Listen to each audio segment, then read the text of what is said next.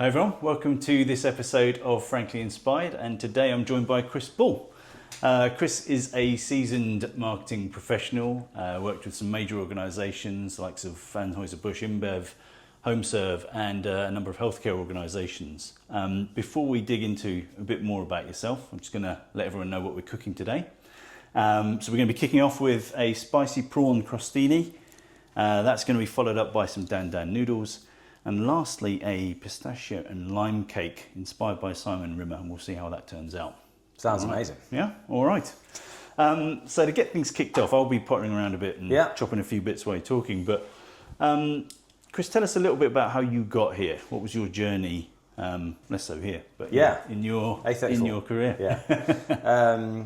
Okay, far away. So I have spent 20 years doing various marketing roles in large and then kind of medium-sized businesses. But being honest, I sort of fell into marketing. It wasn't something I was necessarily chasing from day one. Right. I started out just trying to get a foot in the door after university. And purely by chance ended up in a marketing kind of department doing pretty basic low-level stuff. Like to the extent that I was like taking clippings out of newspapers and tracking kind of competitor promotions and but I remember thinking at some point that the sort of people that I was around were the sort of people that I enjoyed working with. And I think over the years what I've found is that at least from my point of view, marketing is the best job in the business. Right. I mean, I'm going to say that because I did 20 years doing marketing roles, but I enjoy connecting kind of customers and the commercials and kind of sort of being at the intersection between kind of driving what the business is doing, attracting customers and, having a bit of fun along the way. Right. So I've had the opportunity to do some, lots of fun stuff over the years and work with some pretty incredible people. They're normally creative. I don't know if you do that kind of Myers-Briggs stuff, but they tend to be sort of, I don't know if you've ever done the colours one, the insights one, they tend to be kind of high yellow, fun to be around. Indeed. Parties are good. That's how I've got to where, how I've ended up in marketing for so many years, because I've enjoyed that. And if you hadn't done marketing, what do you think you'd have ended up doing? Driving a van. I'm not even joking. There was a sort of sliding doors moment during the petrol crisis, which is one for the kids. When you couldn't get hold of petrol, and I was driving a van at the time. Right. And I lost my van driving job because of the petrol crisis. And then I took a temp job, and marketing followed. Otherwise, I probably would still be driving that van. No way. King of the road. Yeah. Long wheelbase Sprinter. Driving to Plymouth and back once a day. It was brilliant. It sounds fun to me. I always wanted to drive around a van. I always wanted a pickup truck. For no other than to drive a pickup truck, but good fun though. It was, but I don't know, Frank, to be honest. I was lucky enough to sort of, fate pushed me a little bit in that direction. Yeah. But so far, in the last 20 odd years, I've had a enjoyable career. Got to do some, work in some amazing companies, some not so much. Learned a few things along the way, and hopefully a bit more to go. Brilliant. Yeah. And was there a moment like in your career, because obviously you progressed and you've primarily been through that marketing typical career progression to it, but is there a moment or a decision that changed the course of that, or anything that defined that at all? Yeah. So I can probably, other than the petrol crisis one, probably when I was at HomeServe. Right. So I joined HomeServe in a kind of product marketing role. Yeah. And it was a fairly, it was a commercial role, but it was, quite heavily around products and, a more technical role, I suppose. Yep. And at some point, someone left the digital team and they sort of offered me the opportunity to jump across. And it's one of those opportunities that you probably wouldn't be afforded if you were applying externally. Right. But if you have some credit in the bank from working in a business for a while, they might see, you know, they might back you, whereas if you just applied through the front door, you wouldn't get the opportunity. Right. So I ended up becoming head of digital marketing, and that was probably a bit of a springboard for me in terms of the stuff that I got to do during that kind of 4 or 5 years in that job. Yeah. Was quite pivotal. And there was a point where I was umming and ahhing because it was a sort of sideways, maybe even slightly downward move. Yeah. But in the end, I sort of swallowed my pride and thought, you know what, this is, you know, sometimes you have to, you know, move sideways, maybe even slightly downwards to move forwards. Yeah, that's an interesting one actually, because a lot of people I talk to, like, they're not willing to take that sort of backward step, so to speak. And it's not that you're moving backwards. You just, like you said, you've got to pivot sideways or do something a bit different. Just to get the right roundedness, if you like, for your career in the future. But I think for anyone sort of mapping out their career as you're going along, if you have to at some point think, where am I headed, and where do I need to be more rounded in order to get there? Yeah. I can think of another example.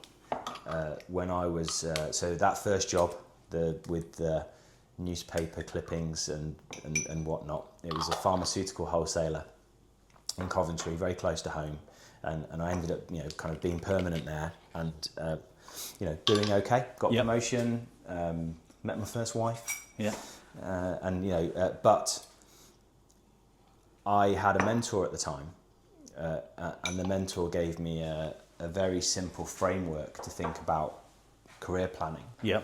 And one of the things that process showed me was I had some deficits in my skill set that would probably hold me back in the long term. Right.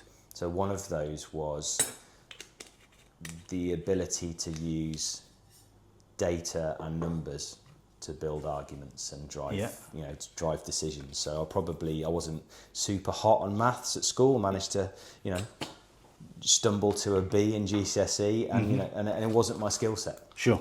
So I could have stayed in that role and in that company and just chugged along, but I took the decision to go to a company called Nielsen, or AC Nielsen at the time.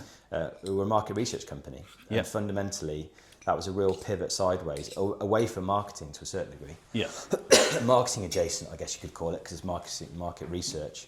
But the reason I chose to do that was because I realised that if I didn't get a bit of a boot camp in that facet of, you know, being a rounded, you know, sort of, I don't know, executive sounds a bit wanky, but you know what I mean. Like, become more rounded in terms of, you know, using data and facts to build arguments, it would hold me back. Right. So I spent 2.5 years at Nielsen. It's a sort of hybrid role. In many ways, it's perfect because it was half sales and half analyst. Yeah. So you would go and have FMCG clients mainly. Yep.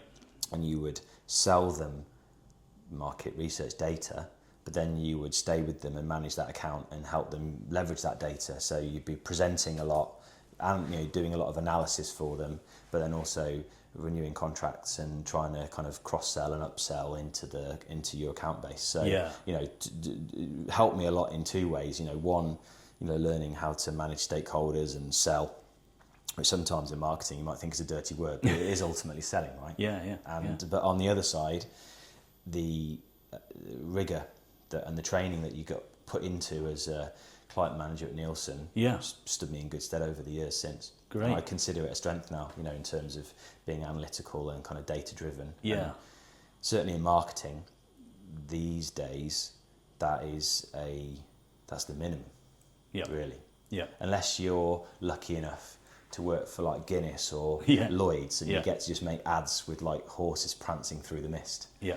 Most marketing roles now are highly data driven and commercial, and increasingly you're being held to account for every pound you spend and how you spent it and how you draw that line back to the commercial outcome that you're after. Yep. That makes sense? Yeah, it does, absolutely. And power of having a mentor, I guess, as well, right? To have someone to articulate. Well, he was a bit bummed because we were only really a mentor for about, he was only really a mentor for about 3 or 4 months, and he gave me that planning grid, and I decided it was time to jump. But hopefully he didn't hold it against me, because ultimately, you know, I think his advice helped me progress. So yeah, two sort of turning points really. Yeah. One that was kind of came to me by chance, and one that was a bit more proactive, I suppose. Yeah, brilliant. Thank you. Just for a moment, just for going into what I've been doing here in the background. Carry on. Yeah. So what's happening? Are we doing crostini now? We're doing the crostini now. Yeah, I think. Yeah. So in here I've put a bit of lime juice, a bit of lime zest, a chili, hopefully not too hot, a bit of cayenne pepper. I can't taste anything because it's white cold. vinegar. So the chili. Well, you'll be welcome. good then. It should help clear you out. And then a bit of this, which is chili garlic sauce. I'm a fan. We've got a jar at the house. Great, so you know what it tastes like, so it should be pretty good. And it's a pretty quick dish this. I'm about to just fry off some prawns into here. Is that like a neutral oil or a couple of minutes? I'm using olive oil actually. Okay. A lot of people would say use neutral oil. Yeah. I say whatever. I use olive oil. I like the taste of olive oil in everything. It's healthier, right? And it's much better for you. Yeah. I think seed oil is supposed to be really bad for you, right? Supposedly. At the moment, yeah, I do try and avoid using them. I don't know whether I've just got caught up with the hype or not, but generally, I don't deep fry a lot, but I wouldn't deep fry an extra virgin olive oil because I'm I wouldn't deep fry I'm not that well off. No. But yeah, for most other things, I would use. I do try and use it for pretty much everything these days. Yeah. Just A because I like it. But Yeah. B, it is much better for you. And if you look at a lot of the research that's out there today, it would suggest. It's good for your longevity. So all those 100-year-old, kind of Greek we'll see. fishermen would say the same, right? Well, they seem to be able to drink smoke and drink olive oil. Yeah. It seems to work for them. I'm there for it. So that's what's in there, and then we'll quickly pan fry these, and we'll get a few of these going. There's some amazing looking prawns, by the way. They're not bad actually, king prawns. Get a few of those going, and see how they pan out. So yeah, while that's frying away, hopefully it's not making too much noise. Different question, I guess, more on the leadership angle. What does it mean to you today, like in terms of leadership? How would you describe that? And I guess second part to that, how is that different from how you might have seen it in the early parts of your career? Well, I think at early doors, I maybe thought that leadership was about having all the answers and sort of driving from the front, basically being the loudest voice in the room. Yeah. And, being the smartest person in the room. Yeah. And increasingly over the years, I guess just the experience of age and working with great people is that that's probably the opposite of what it is, isn't it, really? It's actually about kind of being willing to listen to other voices and kind of influences, being, listening more. Yep. And enabling, bringing good people together, giving them the resources to do a good job, and then, removing barriers or enabling them. Yeah. And that's honestly the most rewarding bit. So I've been lucky to work with some kind of great people, and they've gone on to do kind of much bigger and better things than I've done. So it's nice to play a small part in people's journeys. But yeah, it's actually about being an enabler for people to succeed. Yep. Yeah. But early Chris would have been like, no, that's I'm this. I'll come up with the plan, and I'll shout the loudest, and I'll peacock around, and bit cringe really, but you have to go through that journey, right? You do. I think you do. A lot of people would just tell you I'd worked it out and that kind of thing. Can I ask you a question, right? Yeah. Because when we would have been in that stage in our careers, we would have been in the office 5 days a week, or you might have been out on the road, but you basically there wasn't the concept of like hybrid or remote working, right? So how do you think like people starting out in their careers now navigate that when you don't get the opportunity to be present? Interaction and stuff. Yeah, it's a great question. It's definitely going to be different for future parties now, and I think the challenge that I see, if you've got a hybrid role now, I don't think it's too different, because I think people still get that opportunity to have 2-3 days in an office. You get that interaction. They've probably grown up with that anyway, so that's okay, because you still got that face-to-face interaction. When you don't have any face-to-face interaction, I think the change that people need, and this is important for today's leadership to heed, I think, is if they grow up in a world where you haven't got that personal interaction, and leadership just takes it for granted, I'm going to put you on a Zoom or a Teams call or whatever, and that will do. Yeah. then they're going to grow up doing the same. Now, for me personally, I joined an organisation during the pandemic, and then I had to take on a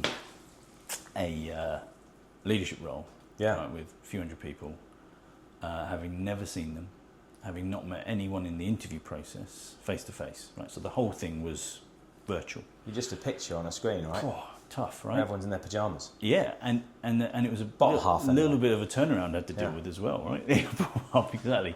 So there was loads for me to take on there. So I think for me, the guidance I would give people there is the amount of time. It took me more time and effort to take time out to have this whole thing of series of one-to-ones, a lot of time to understand the individuals, because you just can't get it in a group call. You don't get that interaction.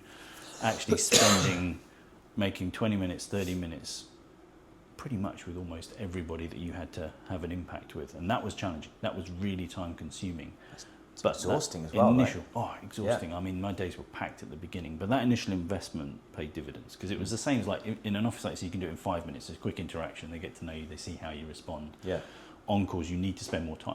So whilst people think it's more efficient to have everything remote, things like that, I think are much less efficient. You've got to spend that time. Where do you think it's settling in this world of sort of hybrid remote? Like 2 days, 3 days? Like it feels like it's the line's being dragged back towards like from 1 day to Kerry, my other half. Yeah. Their policy was 1 day a month until not very long ago, right. And then it became 2 days a week, and that came with some challenges, right? Because they'd employed people on remote contracts. Yeah. And then they were suddenly sort of changing that. So there was a sort of disquiet amongst colleagues around, well, how come they don't have to and I do? Yep. But yeah, where do you think that line's going to settle? So I think it's going to land for most businesses around about 2 to 3 days a week, face to face, I think. But I'll put a caveat. I think it's going to depend on the type of industry that people are in, because for some industries, it's still okay to do it remote, if that makes sense. A lot of stuff, and if you look at, and you've got experience with it, but a lot of contact centres, call centres now, they're all 100% remote. So it's just people working at home. Yeah. With all the gear set up, and it's highly measurable. They're seeing if you're everything's there. Productivity, exactly. So they don't need to see anybody, right? So what's interesting is a lot of those metrics, and we'll come on to this a bit later about AI and stuff. There's tooling now that allows you to measure everything so effectively without having to be there. That some industries, I don't think they need to have that. They just won't have it. And they'll have a team call once a week and check in and do that kind of stuff, but they might not. Whereas other industries where you need a bit more human interaction, I think it's going to settle 2 to 3 days a week. But I'm seeing a lot of companies at the moment trying to do 2-3 days a week, and they're struggling. Yeah, people are really not wanting to do more than a day a week. I think it's a buyer's market at the moment in terms of the employment market, from personal experience. So there's probably a little bit more power in the employers than, maybe a couple of years ago. Yeah. But then, you see these like proper boomers from, JP Morgan or whatever, then they're like, oh, we should be in 5 days a week. And you do think that's like, that's sort of the last dying throes of that. I think I just don't think that your Gen Xers and your kind of younger people are going to accept that anymore. That sort of contract that we signed up to when we were in our 20s, where more or less we were commuting an hour and a bit every day, and you'd leave the house at 7 and be back at 6.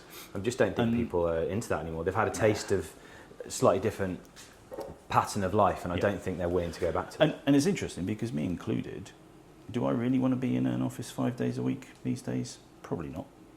It's a tough gig. Unless if you own the office, you would do. Yeah, I guess so. Yeah, maybe. Well, maybe. I seriously, like, there's so much commercial property now. I think there is a fundamental sort of challenge societally about what we do with all this capital, right? These assets that we've put money into, and banks and pension funds have invested in all these big shiny towers that now are like partially empty, or and the answer isn't, well, drag people back into them because then it looks like there's people in them. We've got to think, what else can we do with them? Yeah, I agree. Probably turn them into houses. That makes sense, right? I mean, yeah, they'd be pretty miserable places to live. That for sure. Yeah, I don't know. It's a challenging one, and I see all businesses struggling at the moment because they have exactly what you said. If you're running the business or it's your business, there's a lot of justification needs to go on as to why you've got this office. But they've got 3, 4, 5-year leases on these things. Some of them. No one's letting you out that lease, are they? Right. It's really hard to get out. You just signed into some massive tower in Canary Wharf. Yep. You know, that's hundreds of millions of pounds of rent you probably signed up for. Exactly.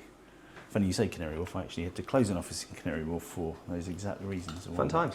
So fun times, yeah, definitely. Yeah, no, it's an interesting one. So we'll see how it plays out. Time will tell. But I can see already a huge reluctance in people engaging more than 1 to 2 days a week at the moment in an office, and some of that's just down to the way life has gone, quality of life. You've got used to working in certain environments. There's lots of pluses to being able to, for people with kids, they can take the kids to school, pick them up, those kind of things. I'll tell you where else it might be difficult. You know, people that are, I think there are sort of advantages or benefits that are emergent that we don't really realise or understand. So there might be people that are neurodiverse or maybe not as physically able. Right. That this sort of working pattern means they can progress better in their careers than if it was schlep into the office 5 days a week, right? Definitely. So I think we have to probably take it on balance that there's, there are benefits that might come out of this that we maybe don't yet fully understand. Very true. Yeah, absolutely. All right, well, listen, I'm just going to go and grab a plate to start. Yeah, I'm starving, mate, so let's crack on. We'll be able to get all of that together. I bet you didn't think you were getting interviewed yourself when you signed up. No, for this, I love it. It's good to have a conversation. That's what it's about, and I appreciate you asking. I'm conscious I've not done anything other than like yap away. Yeah, the next one you can do some prep and cooking. So I'll get this one out of the way, and then you can help me out on the next one. So is this something you make a lot? No, this is. I haven't actually made this dish specifically like this before. Okay. It's kind of partially invented on the fly, having seen something on TV. Oh, nice. And I thought this one was. I wish I'd known. I would have brought you some sourdough. Nice. But yeah, I'm not sure whether sourdough is traditional for a crostini, but it would work. Yeah. Because I love watching your bread production. By the way, for those who don't know, there's a great social media account that Chris has where he bakes and cooks and does all sorts. And I'm always fascinated by the bread because one thing I don't cook a lot of. Yeah. Only I can send you some starter in the post. It's not hard. Yeah, awesome. It's just sourdough just requires a little bit of patience. Like it's a process, and you need like 24 hours. Right. But if you're working from home and you can start it on a, my baking process is I start the dough on a Friday morning. It sort of does its thing during Friday. I shape it and put it in the fridge on Friday night, and then I bake it Saturday morning. And I do 2 loaves, and it lasts more or less the week. And I know what's in it. Supposedly it's better for your gut, isn't it? Yeah, I believe it. Fermented for that. stuff. I do try and avoid eating loads of bread right now these days. Just you know what it does to you when you eat too much of it. But sourdough, if I am going to have bread, sourdough is my choice. Okay, so I've made my own kefir as well. Kombucha was explosive. It exploded in the jar, so I'm a bit wary. But kefir is, I'm a fan. Here, you're good at this. I'll let you do. You can do some plating. Plate up. He's giving me the old chefy tweezers. Yeah, there you go. I don't suppose I could have a spoon as well, maybe. Yeah, you spoon, of course. Wouldn't want to lose some of that kind of need to spoon that over. Fabulous sauce, yeah.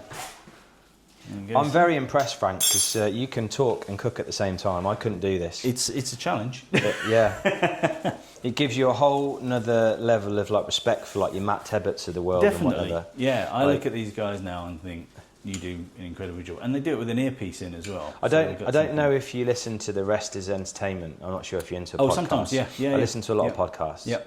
And there was this whole one episode of whenever it was about a week ago was when the Strictly presenters are leaving, like Tess Daly and what's her name? Someone with the Winkelman, Claudia Winkelman. Yep. Yeah.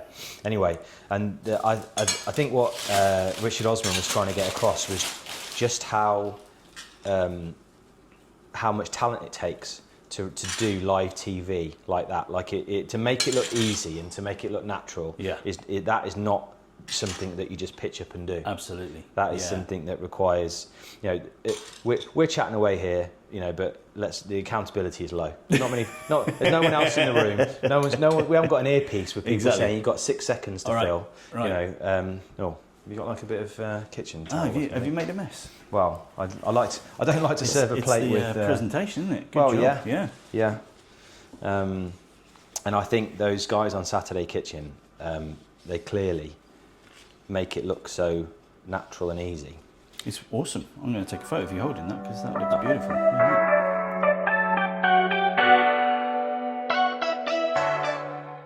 All right, welcome back. How was the crostini? It was a banger. Banger? Enjoyed it? Yeah, no, delicious. Very good. Very good. So we're going to move on to cook some dan noodles in a moment, and I'm going to get you to help out while you talk. 100%. So when you get to take a knife of your choice from here. Okay. A few there. Wow, that's a beast, isn't it? I'll go with that. It's the worst one I've got, actually. Is it? Okay. Yeah. You got something sharp. That one's sharper. Very good. Yeah, if you wouldn't mind just peeling those and giving them a crush. Yeah. And then just slice those into diagonal rounds, if that makes sense. Yeah. Do you want just the whites or the greens or both? You save both. some of the greens? Fine, yeah. A bit of both. Yeah. Save a bit of the greens at the end. Yep. Good stuff. So yeah, that's all the prep you have to do, and I'll do the rest. I'll start peeling some ginger and get that on the go. Glad you saved me that job. I'm not a fan of peeling ginger with a spoon. I know it's like supposedly the way to do it. It's all right. It's not as difficult as it would seem. But or you can just chop it off. Really, it's a bit. But everyone seems to do it with a spoon these days, so why not? So why dan noodles?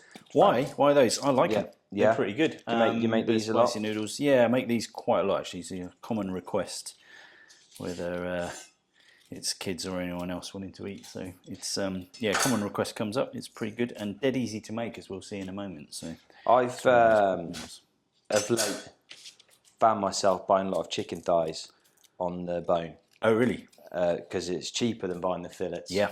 And I've sort of grown up to be a big boy, and butchery is something you should know a little bit about. Definitely. But there's so much more value from buying like a whole chicken or buying chicken thighs. I agree. And quite often I just bone them myself, and then I've got the bones, and then that becomes like a easy little stock. Yeah. And then I'll throw some sort of soupy noodle type job together. Yep. Shred some chicken on top. Sounds amazing. Ginger. Yep. Perfect. So looking forward to your take on these dan. Yeah. It's just an approximate. Again, it's probably not 100% authentic, but it's a quick way to make it. And it's it tastes authentic to you, right? I mean, if there's going to be any grief in the comments that this isn't how your nan makes it back in like Hong Kong, well, that's just get over it. We'll certainly get some of that. That is a fabulous wok you got going. That is a great pan, isn't it? This is I love this one. Yeah. Yeah, it's great. Took a while to find one like this. Is that stainless steel? It is stainless steel. Yeah. Yeah, it's pretty good. Pretty good. I mean, you're getting all sorts of shade from your people either side. I know, but it's not carbon steel. Not carbon steel, and I'm working on an induction hob, which is always a challenge with the wok. So. We have two woks. We have a big wok, and then we've got a baby wok that Grace stepdaughter uses for her stir fries and whatever. But yeah, it's black as the sun now. Very good. Yeah, spent a long time working on that bad boy. Great. So, question for you then. Yep. And thanks for going through what you went through before. But just following up from leadership and how that's changed over the years for you. Anything that hasn't worked for you? Any sort of experiences where it's been a challenge in leadership, things that haven't worked? Yeah. Well, I don't think I want to go into specifics on a video that might live on forever. But effectively. The scenarios where it's not worked for me is when I've tried to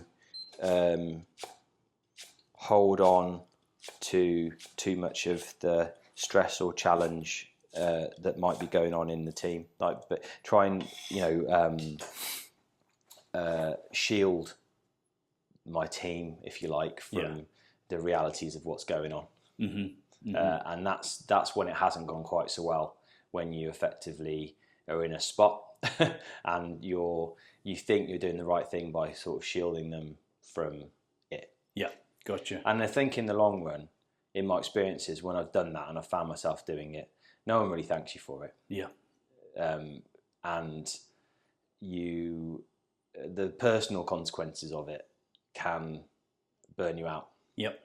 Yeah. So I can think of examples where, I don't know. So I worked in a business, and let's just say the culture of the business, particularly from the top down, was quite poor. Yep. I'd say it was, the worst kind of organisational culture that I worked in by some distance, and it was all driven by the leader of that organisation. Yep. Feel free to go back through my WhatsApp, my LinkedIn, and try and work out which company, but I won't be saying it on here. But anyway, my approach to that was to sort of try and be batfink, right, for my team. I'd put my wings of steel out, and I'd try and fend off the bullets. Yeah.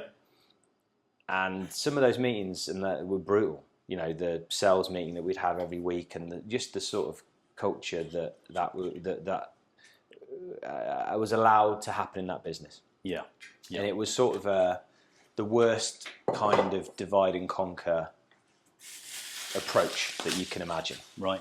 And I'd imagine it was from a belief that would get more out of the people in that organisation by leading that way. Yeah.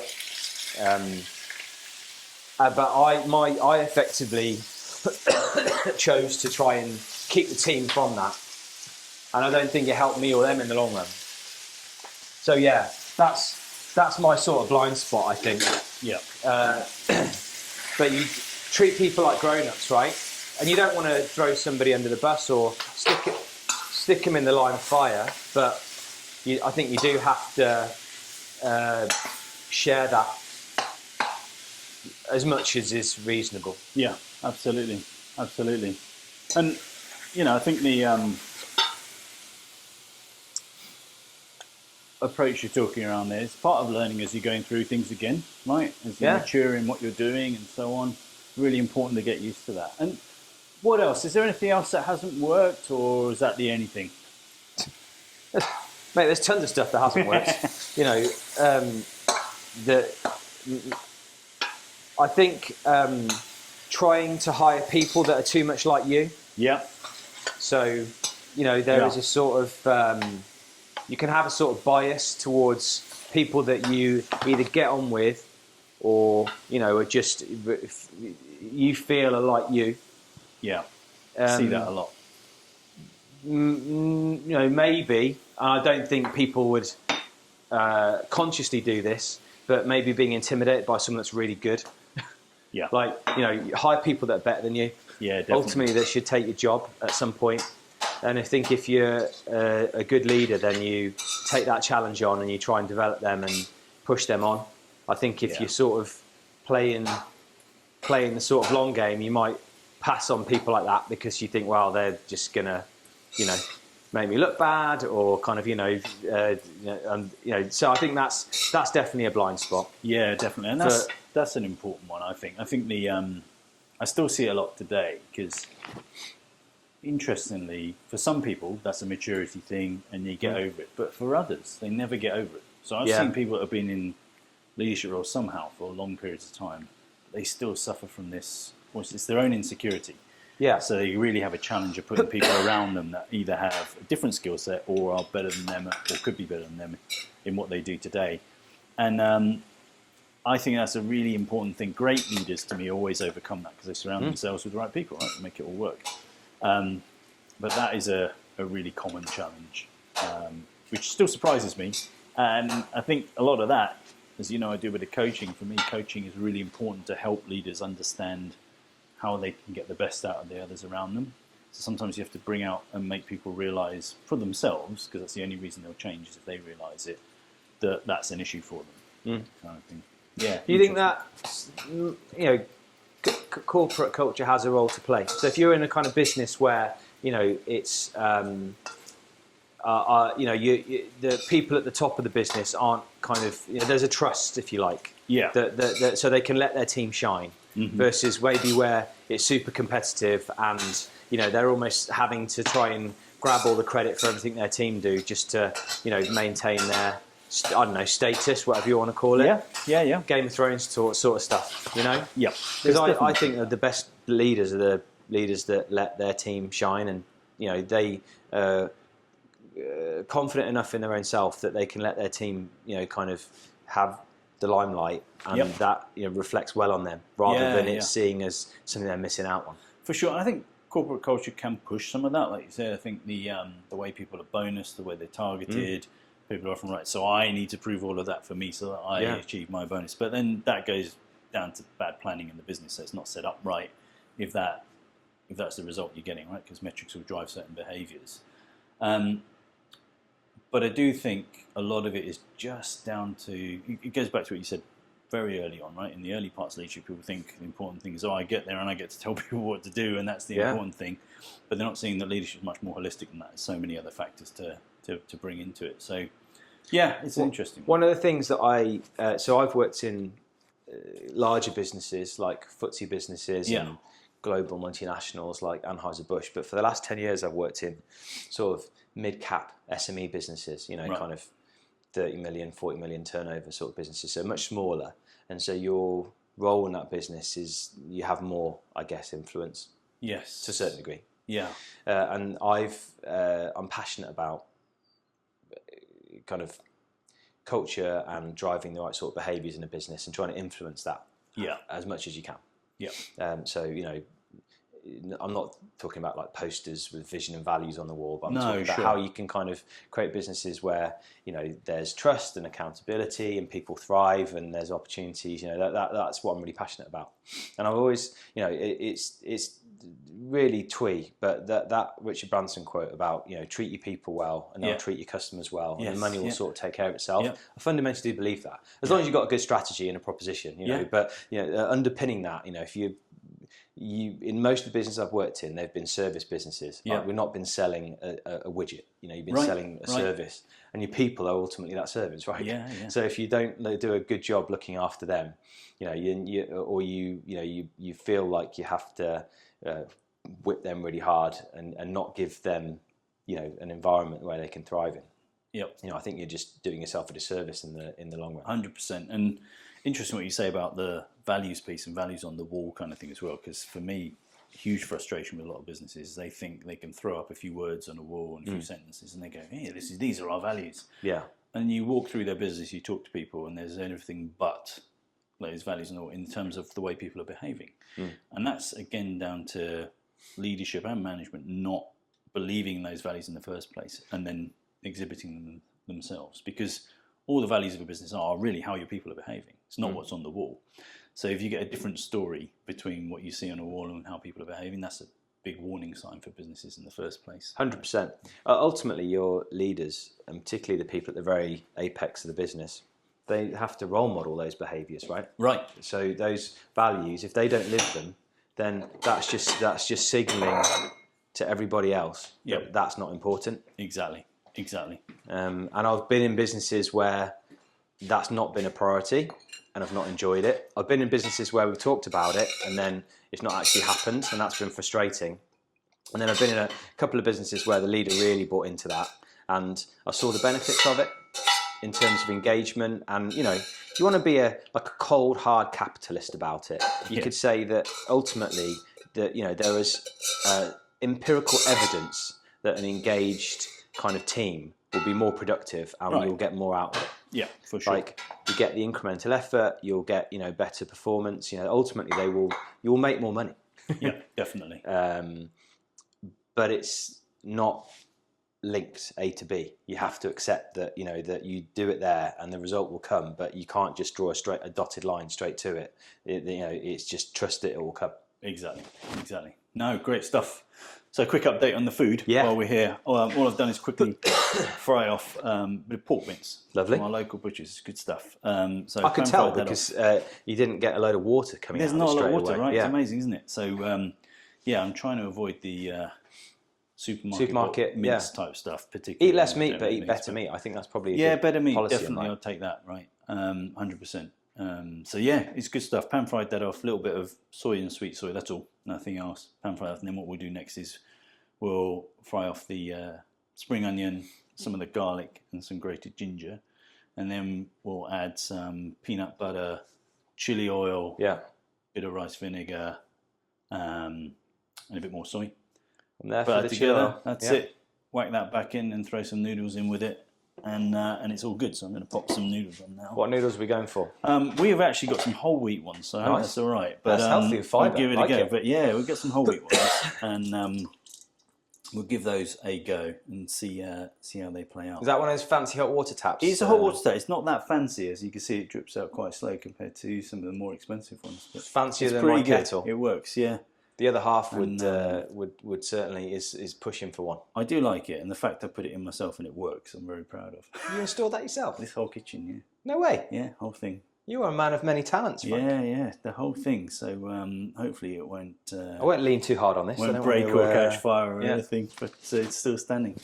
Yeah, purpose built for this with my own fair hand. It was. That's super cool. Quite a task, yeah. It was It's pretty a little good. wine cooler you got here. It is. It's not on at the moment, but it is a wine cooler. Yeah. It's Looks like it's got red in there. So you it's don't more want for to, storage, exactly. Yeah. Oh, I'm a fan of a chilled red. So, yeah, actually, chilled bread is okay. I have to say, pretty good. And then so installed all of that, and then working with an induction hob has been interesting because it's a slightly different style of cooking with it. But it's, you get used to it. I think most of my pans would be all right. Yeah. There's a few that they work, but if the bottom isn't perfectly flat, right. Oh it's yeah, not it's good. You don't get a lot sort of uneven sort of thing, and it takes longer to heat up. But if they've got a good flat bottom, what's your favourite pan? Probably this one. Yeah, probably that one. But I like pans. Mate, I'm there for pans, but I'm like a proper pan nerd. I've got a Samuel Groves like stainless steel saucier, and that's my favourite pan. Oh, amazing! If you watch Great British Menu, they all use Samuel Groves, right. and it's local to Birmingham. So check them out. I got it from TK Maxx, but it was they are local. But yeah, that is the most versatile pan that I own. Yeah. You can't beat a good saucier. You can do anything in it. Yeah, absolutely. Well, I was in New York last week, and they've got this store, Williams Sonoma. And, oh yes, I've heard of it. I'm always in there. It's like Lakeland, but better. Much better. Yeah. More expensive, but much better. I don't know if the products are any better. It just looks great. When you go in there, they've got everything, and they've got there's this beautiful Stanley Tucci pan set that they do in there. However, I mean, I am a Tucci fan. I've got a bit of a crush on Stan. So this is adjacent to our conversation in terms of like leadership. But I went through, the last kind of 18 months of my career have been pretty stressful, and I found myself struggling to sleep. So Kerry would like fall asleep, and I would sort of have the TV on and be looking for something to watch that would like kind of calm me down. Yeah, and I found this series where it's called Stanley Tucci. Sort of, he goes around Italy, different regions of Italy, eating. Yeah. And I would just watch that, and I could feel like my blood pressure just lowering. Yeah, I love that show. They used to have it on all BA flights when I used to travel. Yeah, I would always go to that and watch them over and over. Absolutely brilliant. Makes me want to go to Italy more and more, but also, just I find it very relaxing, and I would 100% buy his pants. Yes, if I could afford it. I was going to say, probably however, not. They're quite expensive. Yeah, I can't imagine Stanley would be associated with a cheap pan. No, indeed, but they are beautiful. I noticed that you have those sort of. Like a hexclad style? Yeah, hexclad style. What's your take on those? I watched a whole teardown video of hexclad where they more or less sort of were debunking it. But would you use metal? Do you use metal in them? Yeah, you do. Yeah, I do actually. Yeah, I didn't at first because I was just paranoid, but it is literally just metal. Yeah. So I got a couple of those green pans. Yeah, how do you find those?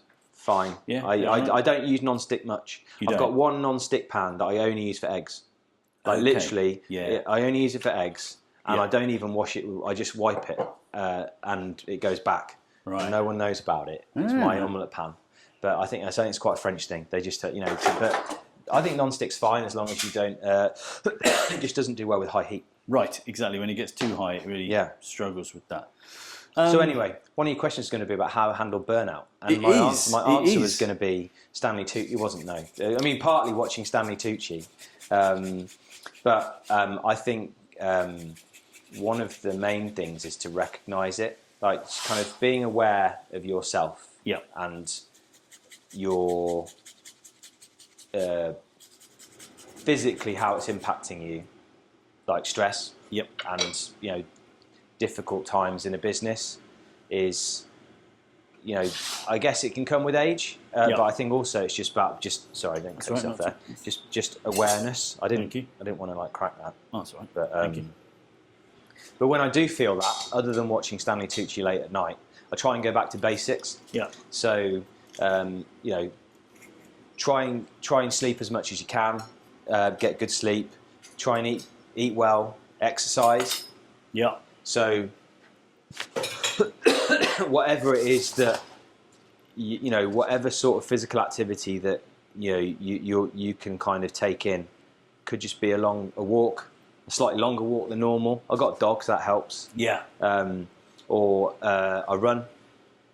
Nice. Or rowing's tough because you're just going backwards and forwards in front of a little screen with a clock ticking. So I don't find that especially relaxing, but I do find at the end of, no matter how stressful it's been, and currently I'm in between roles, so I'm looking for work, and it's stressful, right? But if I'm having an average day, a run, even in the middle of a day, at the end of it, you come back and you do feel a bit different. Absolutely. Yeah, I believe that 100%. Yeah. And actually, there's one other thing which it's something that I've come to realise over the years as I've got a little bit older, is talking about it. So I read this, I think it might have been a training course I was on, but effectively when you are carrying stress or some sort of a challenge in your head and you don't talk about it, it lives in your, I'm going to get this wrong, it lives in your amygdala, I think. It's the bit of your brain that handles fight or flight. Right. And it makes you feel stressed, and your heart rate goes up and your blood pressure goes up, and it's all sort of linked back to the dinosaur might be coming and I need to kind of run. Right. Or freeze. Yep. Saber-tooth tiger, maybe.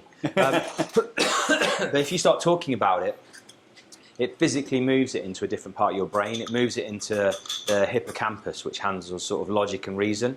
So just talking, even if you're going through a shit time, you've lost your job and you can't afford your mortgage, you start talking about it with someone, it moves it into a different part of your brain. It doesn't solve the problem, but it does start to change how your body chemistry works. For sure. And your cortisol sort of drops a little bit, and and drink lots of water. Stay hydrated. Yeah, but don't carry that stuff on your own. Like whoever it is that, whether it's your partner, your friend, your family, trusted people in your network, I think you have to be open enough and be vulnerable enough to talk about it. Yep. Rather than sort of trying to be all masculine about it and hide it and just, tough it out, because in the long run, I don't think that's healthy. Definitely. I think we're only really now sort of getting to the point where blokes can feel like they can do that. And obviously there's still a long way to go, because male suicide rates are really high, and I think a lot of it comes down to stuff that, frankly, if you talked it out, you could probably find a way out of that hole. For sure. I think talking is so big, and you're right about the men's health side of things. It's incredible how many people don't. And it's just, I don't know how it will change maybe in the next generation, perhaps, where it's easier to talk because it's more, we're open about it now, etc. And maybe we grew up at a time where people just didn't. But yeah, that has to change. I think the talking side of things, though, as you say, though, is critical. Right? If you've got something in your mind, certainly for me as well. Like, some people just love to keep things to themselves. I don't know why, but I naturally like to join people anyway. So I'm gonna in the spirit of being vulnerable, particularly when so I lost my job back in August, right? And when I sort of, I've never been out of work since I was since I left university. So this, I'm showing my age, but it's like 25 years, more or less, of being. Is that right? 25? Yeah, ish. Yeah. So constant employment, like never been out. I've managed to dodge any redundancy processes, everything else, or when I've chosen to go, effectively. Yeah. This is the first time in my life where all of a sudden I was sort of, in that position. And I found it like a very challenging mentally. The first few weeks were rough.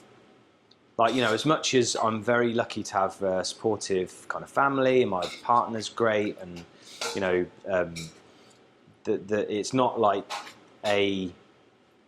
disaster. Like it'll be fine. Yeah. I found it very mentally hard to adapt to that. And I would take the dog on increasingly longer and longer walks, and I had my AirPods in. And I started talking to ChatGPT, like not in a sort of, not you necessarily using it as a therapist, but more like just talking the problem out with it. Interesting. And you know what? It genuinely helped. Like, and not in, and it might just be the facet of me talking about it was the bit that was helpful. Yeah. But it was a dialogue because I was talking. I mean, people must have thought I was fucking crazy because I'm walking along King's Heath, chatting away to this to no one in particular with my headphones in.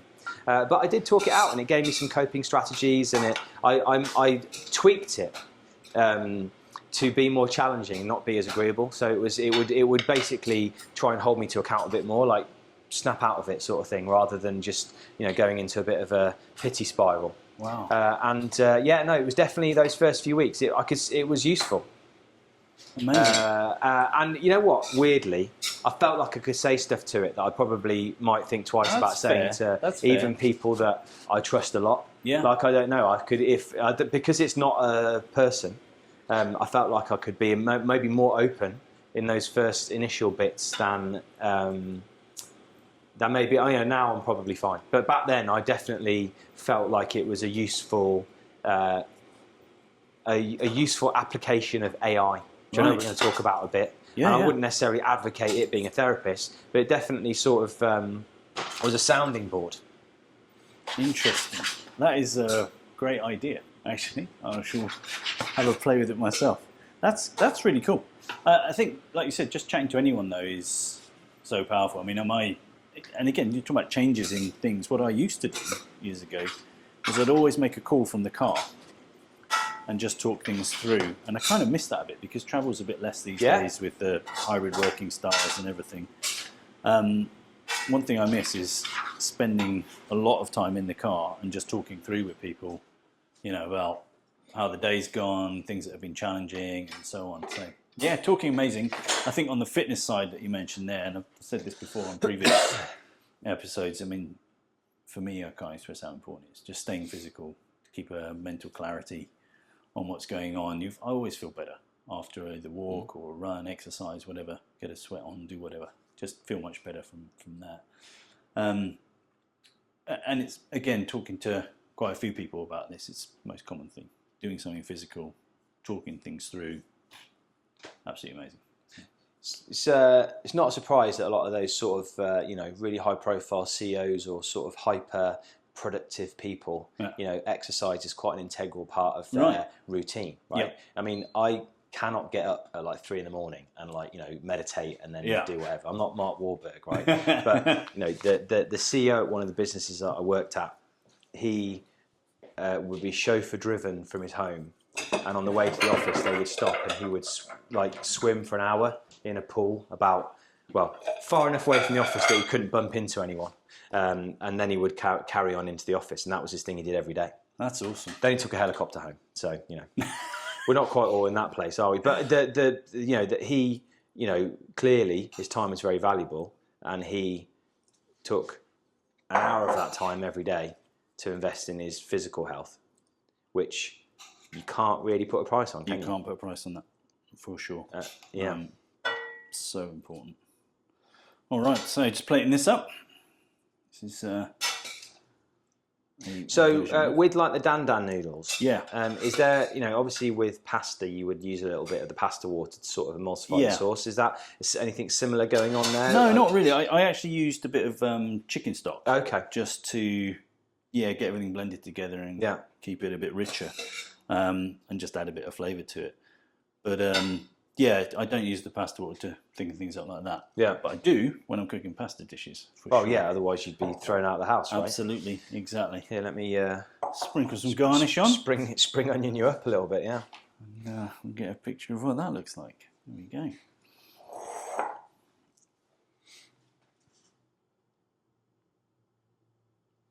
Marvellous. Tremendous. There you go, Dan noodles.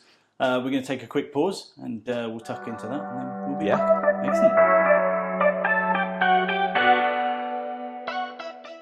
Welcome back. All right. Yeah. Hope you enjoyed the noodles. Delicious. Very, very good. I enjoyed them too, so Good stuff. We're going to move on to dessert. Yep. Next, and we're going to try something a bit different, which is a lime and pistachio cake. Okay. There is a twist to it. Right. It's inspired by something I saw Simon Rimmer do, and it's got courgette in it. Okay. In the cake, so a bit like banana bread. Yeah, Keeps yeah. it moist. We'll see how it turns out. In Courgette just cake. A moment. So it's kind of courgette. I'm there cake. for it. I'll give it a go. So we'll give it a go. Hopefully it's nice. There's a load of limes involved. Okay. Hence a load of limes. So before I get that going, I would like to ask your next question. Yeah. Which is more of a leadership kind of thing. When you're looking at others, what Yeah. are you looking for in terms of potential for people? Okay. Well, probably what I look for is I try and look past polish and look for, patterns, like how people behave. Yeah. Do they care? Do people care about the outcome, not just their bit of the task? So having, being supportive of other colleagues. Yeah. Are they intellectually curious? Do they ask good questions? Are they humble? Yeah. Do they follow through on small things? Because ultimately that's what you're looking for, isn't it? You in any team that you're building or part of, you want to be able to rely on people and trust that they're going to kind of come through and do the bit that they're responsible for. Right.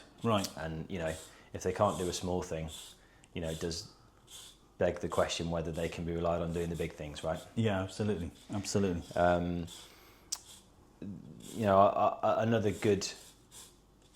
Another good sort of temperature check is how they react when something doesn't go well. Right. Because everyone can sort of, glide along when things are going great. Yep. But what's the reaction when they hit a challenge or something doesn't go how they would quite like it to go? Yep. Are they calm? Do they look for help? Are they kind of open enough to accept support? Because I think they're traits that generally, for the sort of people that succeed, yes. they're the sort of traits that I recognise in people that I think are good leaders. Yep. We talked a little bit about remote work or hybrid work, and obviously it's a bit harder to spot some of those things when you're not in front of people all the time, but they're the sort of things I look for. Right. Probably the number one thing is, do they invest in themselves? Are they curious? Do they learn? Do they bring new ideas in? And not waiting to be sent on a course. Right. Back like 15, 20 years ago, it was more about them coming and saying, here's a course I found, send me on it. Yep. Whereas now, frankly, I think a lot less stuff needs a course. Yeah. There's so much out there. There's so many resources for you to be able to take on new knowledge and ideas that don't involve being sent to like a Ramada in rice slip for 3 days. Interesting. You can use all sorts of different resources, YouTube, AI, networks, Reddit. There's so many different places where you can take on ideas. And do they bring those ideas back and try and bring new ideas into the business that the business can then use and develop? Yeah, that's really important. I mean, for me, I think that last point you make, I think there's still a place for people to learn stuff. Yeah. But like you said, the application is the most important. So the last thing anyone needs is another certification. Yeah. Whether it's an MBA or don't get me wrong, they're all cool. But lots of people just go after these certifications and they don't bring anything back to the business. Part of that is because they're not incentivized to do that. The second part is they're not supplemented with anything. So others will have heard me talk about how training's good, but if you don't supplement that with some coaching, you don't really get a proper implementation of how effective that training is going to be. So you need to help them along the way. What's the sort of embed that, gap of time is the maximum that you can accept between like learning something and implementing it before the learning's sort of a waste? I think from my experience, I would say the ideal time is within 30 days to start to try and use it. You don't have to use it all, but just to start to see the real application. Try and do it in the first 30 days. Yeah. What typically happens is you go and do it, you might try it very briefly, and then you come back to it 3 months later, or you come back to it 6 months later. Just like other things, you get methodology training, and then people have all these textbooks which are used to prop up their desk, Yeah. or to make their stool level, rather than actually applying that and going, right, here's what I learned, here's how I'm going to implement that effectively. So yeah, I think in the first 30 days, it's ideal. And statistically, it's shown that those people that go and do a traditional course, whether it's an MBA or something else, I think, and don't quote me on the stats exactly, but about 10 to 20% of them use their learning in the first 30 days. Whereas if they've gone on a more hands-on, not so much a course, but an interactive thing where you're talking with other leaders, other people that have been there, done it, more hands-on, more vocational, so to speak, and then they have a coach supporting them afterwards, it goes up to like 89% implement it in the first 30 days. And then it sticks. Because then things start to stick. Obviously, you can't just do it in the first 30 days and not do it after that. Use it or lose it, right? Yeah. So you've got to embed it. You know? I'm much more advocate that sort of vocational, doing. I'd rather have smaller chunks of learning and followed by using it as quickly as possible than a longer block of learning and then trying to find a life gets in the way, right? You get back to your job. Exactly. They invest all this money to sort of upskill you, but then the job that you're doing doesn't really change. So it's harder then to implement the learning, right? 100%. Absolutely 100%.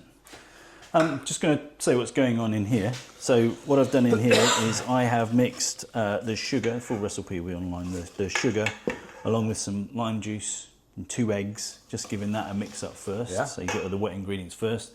And then I'm going to add some flour with a little bit of baking powder and bicarb. Yeah.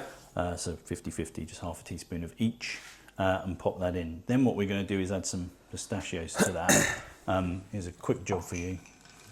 You can make as much mess as you like, but if you Bash want them one, up. just crush them up a little bit with the knife. Just break them into a few bits. Sure. And then while that's going in here, what I'm creating is a syrup. So like a lemon drizzle cake, you'd make a syrup and you'd put it on afterwards. So we've got a syrup going on here, just a little bit of sugar, a little bit of water, and then we're going to put the juice of 2.5 to 3 limes in here. And, Mate, you're brave making syrup. I always burn the sugar. I'm just not great at it. So in the same way that I just can't do caramel, I don't have it in me for whatever reason. It never works. You do the whole thing with the wooden spoon and everything else, and it never works. So more power to you. What is a sec? Can you cut those 2 in half for us? Of course, can. Thank you. Excellent. So yeah, this is pretty straightforward. Just bring that together, and we're going to pour that onto the cake.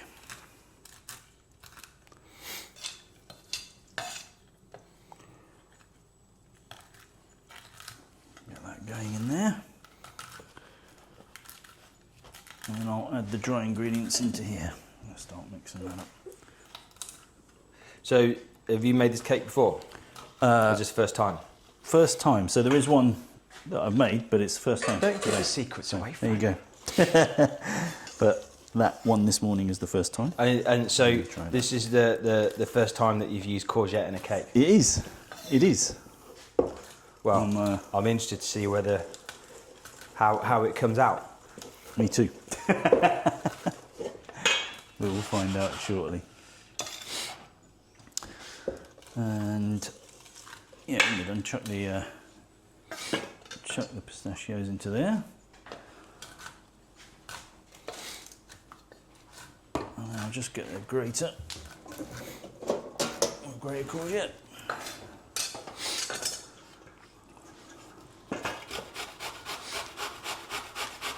So, what do you look for in people then, Frank? When you've managed massive teams, you've managed managers that manage managers that manage managers, right? What do you look for as people sort of move up that pyramid? And, there's that classic sort of truism, isn't there? That sort of quite often people that are really strong technically get promoted because they're good at the thing they're doing, but they're not actually good at managing people, right? Absolutely, and having worked in a series of tech businesses for so long, I've seen that really common. Yeah, so there's a few things. I think number one, before we go into what to look for, don't really want to promote someone just because they're good at their job today. It's one of the biggest mistakes you can make. You can promote them into something in their own category, but not necessarily into a management or a leadership position, because that can be really problematic, right? So that aside, what I'm looking for is a number of things. And I think it's really important, particularly today. Resilience is number one. So if they've got the ability to be resilient, because if you don't have that, it's really difficult to get into leadership positions because you've got to deal with disappointment. It's not an easy task, right? It's much harder than people think. So resilience is one. You mentioned the word curiosity. For me, that's one of the most important, I think. I'm just going to chuck this in here. One of the most important, because if you're not curious, it's very hard to keep learning. Yeah. And you want people to stay curious, right? Whether it's a leader or a salesperson in particular, right? Curiosity, absolutely critical. So I look for resilience. I look for curiosity in particular. I want them to be adaptable as well, because again, things change so frequently that you've got to be prepared for how you're going to handle change going on. So I'd probably look for those things first and foremost, right? Then beyond there, obviously it's the ability to interact with others. So communication, absolutely critical. I've seen a number of people who got into leadership positions. They're really good at the P&L. They're really good at general day-to-day operations. They suck at the communications. And then I'm like, how? You know, what's happened? Yeah. And communication is so important when you get into leadership because everyone always talks about the vision and the mission. They're all great, but if you can't articulate it with some passion, and you can't get your team to be on side for what you're trying to achieve, because you need to take people with you, then you're going to struggle. So I think all of those things together, they're more soft skills than anything else. And let me ask you a follow-up to that. Yeah. So the difference between, if you have someone in your organisation, you've got some time to sort of work out if they have those traits. Yeah. How do you handle it in an interview process when you might, these days you can drag people through 8-9 stages, but you don't, you effectively only have a finite amount of time to try and kind of discover that. And I read I read a book once about recruitment in Google, and they had some empirical data that showed that, in Google, which obviously hires at the time, hired the best of the best of the best, right? They had like a 60% success rate. Yeah. So there was one guy who was a statistical outlier, and he was like 90%. So 9 out of 10 people he hired did well and stayed for more than 2 years and were seen as high performers. But most people in Google, and take the fact that they're all supposedly good anyway in Google, when they were meeting new people, 4 out of 10 didn't work. So how do you sort of handle that? Because that's such an important part, right? When you're a leader, is bringing in talent from externally as well as developing your own. Yeah. So two parts to that, I think. So just referring to that first bit, that 60% hit rate, it's a good hit rate actually, right? Yeah. So frighteningly for a lot of people out there, you don't realise that 60% is good, right, first and foremost. So I'll come back to your original question, but what I would say is the important part is also knowing how to handle the 40% that doesn't work. So things that commonly go wrong in business, because you made that investment, they got through the process, they might have been through 8 or 9 interviews, they get through and you find out they're not quite right, so they're in that 40% category. What I've seen most people do is put their head in the sand. They're nearly good enough, so we'll just make it work. Yeah. Or it's going to cost me more to replace them right now, I don't want to pay another hiring fee, all those kind of things. Let's wait, let's give it another 6 months. And those become the 6 to 12 damaging months in your business because you didn't address the problem. And that in itself is weak leadership, by not addressing that problem. Yeah. So for me, there's that bit. What I would say is that, and the reason I say that is because you won't get a better hit rate than 60% typically. So you've got to be prepared to manage the consequences afterwards. That's the hard part. And it isn't always moving someone out. It could be coaching them right, putting them in a different role, because they obviously had something that you liked, right? So there's a few of them you need to exit, but you need to manage them differently. So they might need a bit more coaching. They might need to be put in a different role, etc. So I'd say that's the most important bit, actually. But in terms of trying to draw that out during the process, it doesn't always need 8 or 9 sessions, but I would always recommend, even if you're interviewing them, you should go back for a second review of them. It might only be a 10-minute chat. Yeah. So what I've typically done is, in a process, if I'm kicking it off at the early part, if I am the decision maker, so I'd recommend whoever the decision maker is to do this, just get back in right at the end for a quick 5 minutes when you're about to close out. Don't then hand it off to a recruitment team that are going to do the negotiation and then they come in and it's still going to be 3 months before you've met them again. Yeah. Go back for that secondary part, make your mind up at the end, because you'll have seen so many other people through the course of the process, I hope. Then you have a better view because you get a second look at somebody. Because first impressions count, but you've really got to see how they interview. So that's the only thing I'd recommend, because different people have different processes for what they're looking for. There's not one thing that I think is correct. I just like to go back for a quick second look, only 5 minutes. But you can have that quick summary. How did you feel? Great advice. That kind of thing? Yeah, that's what I'd try. Hire in haste, regret at your leisure. Absolutely, yeah, for sure. So what's happening with this cake now then, Frank? So there we've got the courgette in there as well, pistachios in. I mean, it looks like a everything else salad, is in. right? It So does. I'm It's interested great. to see how it turns I wouldn't eat it like into- that. no. So then pour that into a cake tin. Now here's the one that was made slightly earlier. There we go. Now what it you doesn't look like a should salad. do- Pops out like this. Now what you should do is when that's still warm is just pour some of this over. So we're going to be a bit late in the process for this, but we're going to pour some of that on. So this is going to soak up all of that And kind this of will limey, sugary goodness, right? Soak up the limey, sugary goodness, exactly. So we'll pour that on and just let that sit for a minute. And ideally, you'd let that sit in there and then you take it out. We're going to do this in a little bit of a rush for today. And then what you'll do with this, you pour that into the cake tin, you put it in the oven. Depending on how hot your oven is, somewhere between 160 and 180, use your judgment, watch you're cooking for about 70 minutes. So Right, just, 70, that's quite long hour for and cake, 10, isn't so it? quite long, yeah, because Give it's it quite the old moist. skewer test. Skewer test and check it out. So do that, and then to finish it off, really, what we do is we're going to make a icing paste to put on there.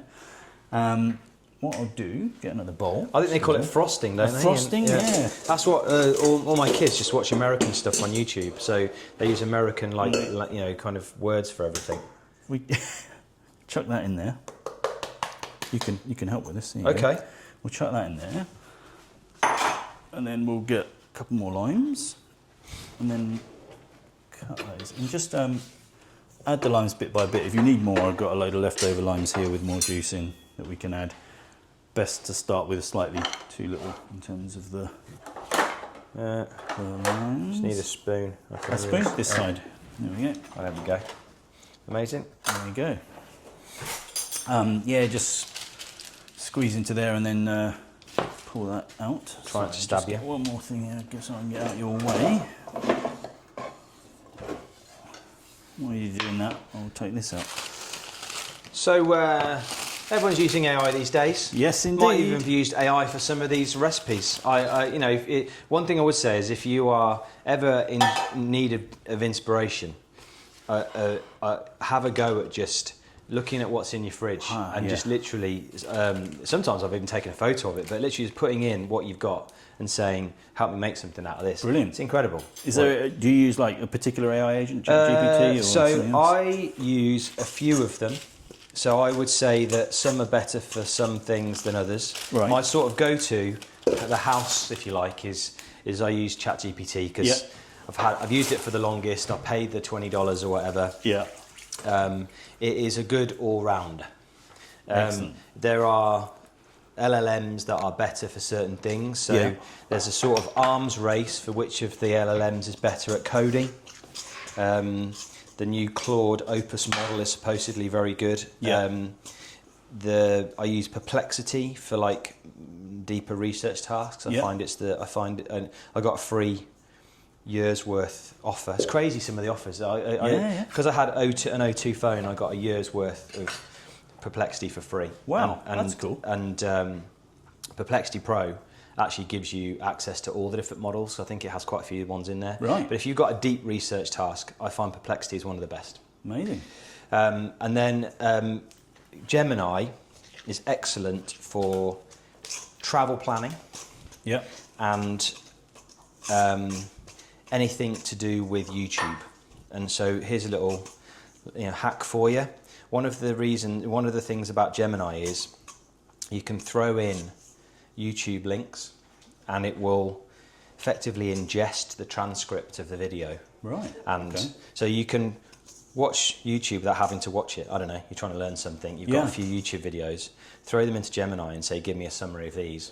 Wow. or just tell me the bits I need to watch. That's cool. So obviously Gemini is a Google product. Yes. So yeah. it integrates very well with some of the Google ecosystem, like Google Flights and some of the transport stuff. So of all of them, if you're like going on a long weekend to like Santander or somewhere, San Sebastian, you go to Gemini and say, give me a weekend plan in San Sebastian. Here are my flights. Right. It's probably the best at giving you a kind of a decent response. Yeah.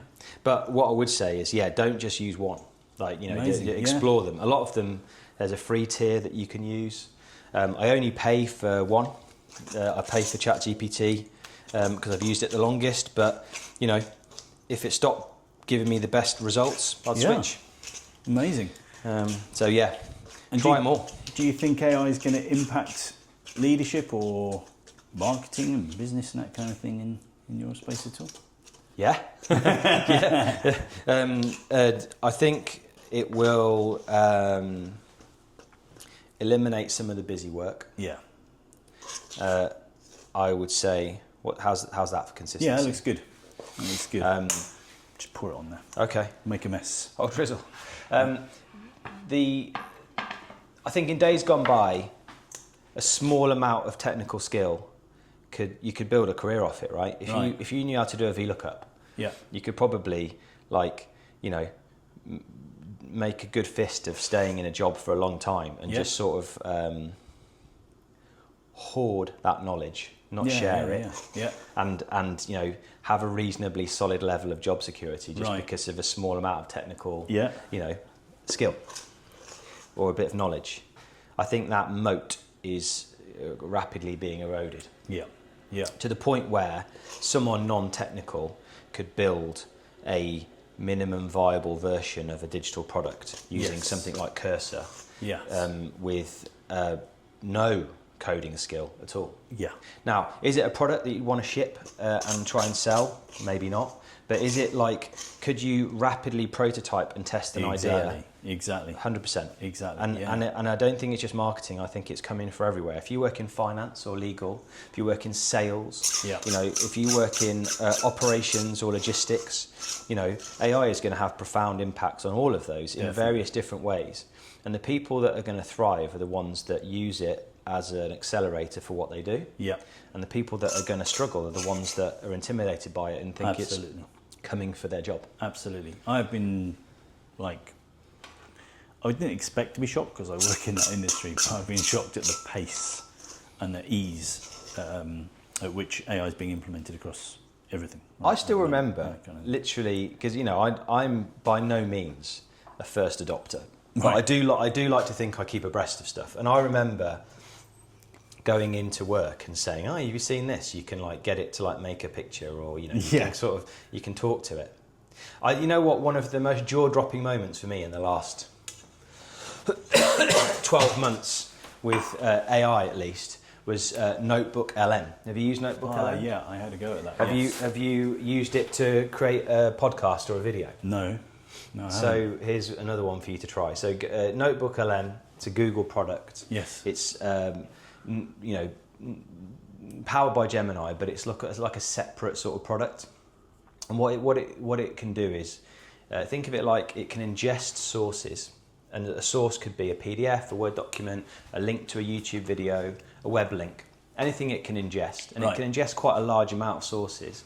And then you can interrogate those sources and use an LLM to sort of talk around them. So amazing. A work application might be, you run a big sales team, you have a load of technical product information, and you have a load of sales policies and pricing. You could upload all of that into a notebook, LLM. A notebook effectively, and you could query that, right? So if you were out on the road and you could say, "Oh, I'm selling this rack of servers in this region, and will it work with this?"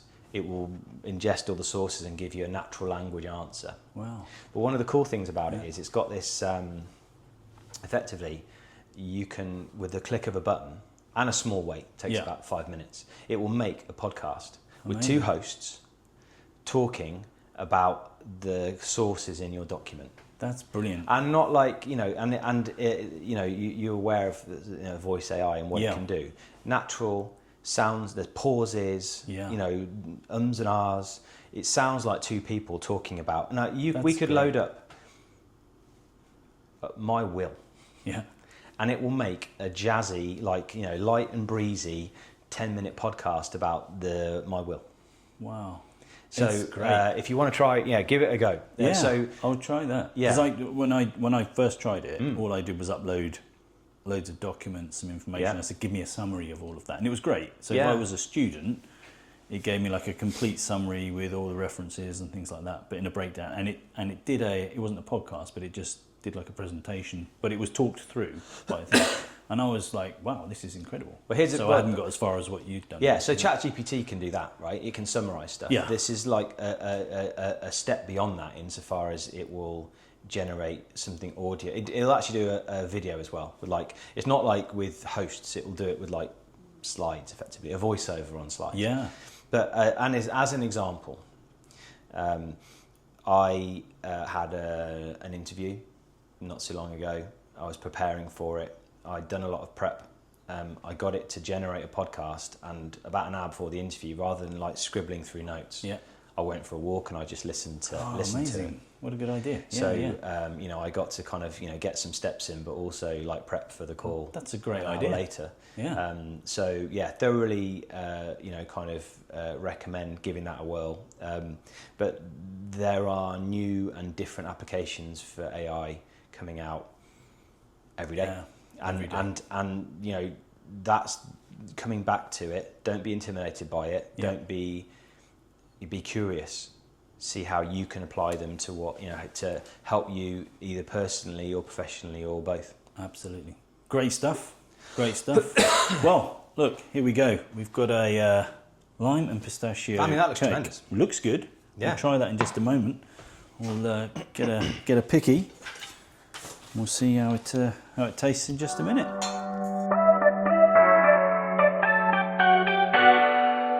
Right, good stuff. Welcome back. It's time for Cut the Courgette. How was the cake, by the way? Did you like it? Moist. It was good. Yeah, it's really Pretty good. moist, yeah. Yeah. You couldn't tell that there was courgette in it. Yeah, which is good, isn't it? Very limey. good. No, it was delicious. I will be stealing the recipe and having a go myself. Yeah. I think it'll be a crowd pleaser. Give it a crack. All right, time for Cut the Courgette anyway. So, those of you watching might know by now. Your job is to cut that in half. You know what? Initially, I was kind of hesitant about going this way. I might go long ways. I think maybe that is the way. I think you've got a better chance. So I'm going to go long ways. Let's see. Oh, it's not quite straight, so I'm going to even it. Oh no. Let's go.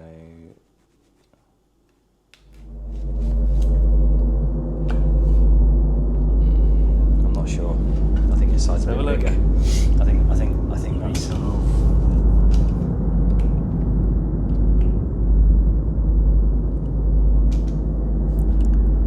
144. Yeah. Oh, miles off. I knew that side looked bigger. 67 still doesn't add up to 12 though, does it? So the scale's dodgy. 143. There you go. 143. So what's the leaderboard? Is it plus or minus? 167. Yeah, so the total gap. As a that makes percentage. sense. We should do it as a percentage, shouldn't we? Because you've got a bigger Pretty courgette fair, than some of the others, you know. There we go. So the difference. 143. 24, right? 24. Yeah. All right. Right, it was pretty poor show today. That's pretty poor. No, I recognise that. I think the closest so far is 3.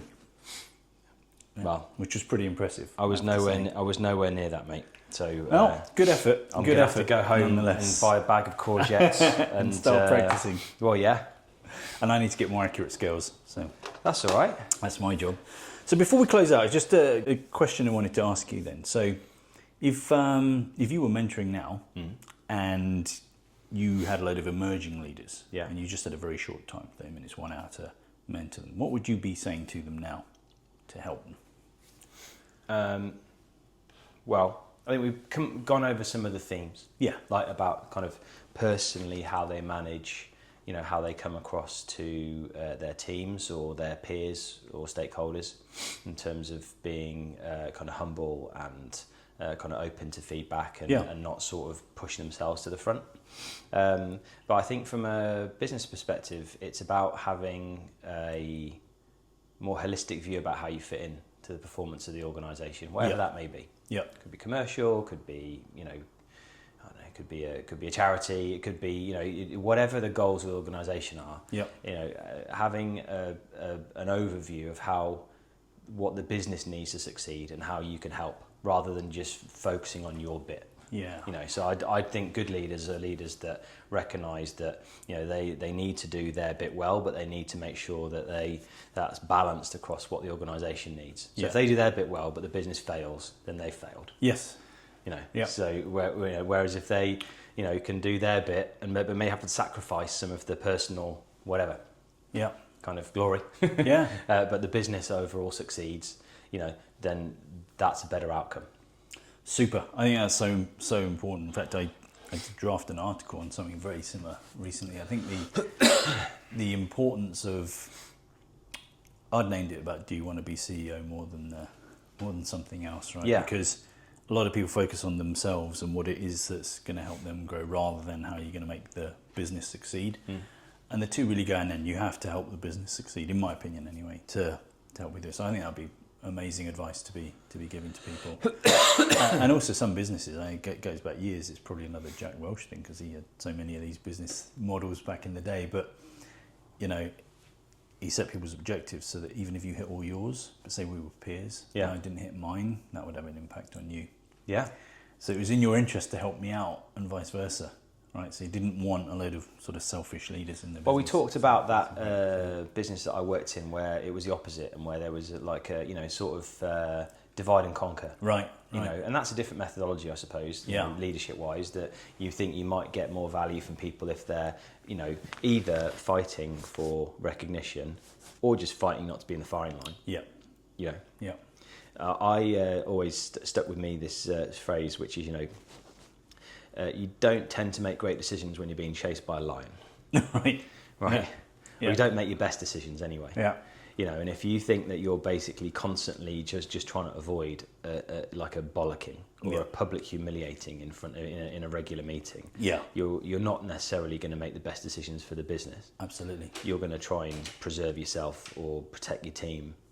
And in the long run, the business won't benefit from that. Definitely. It might get you a short-term result here or there. Yeah.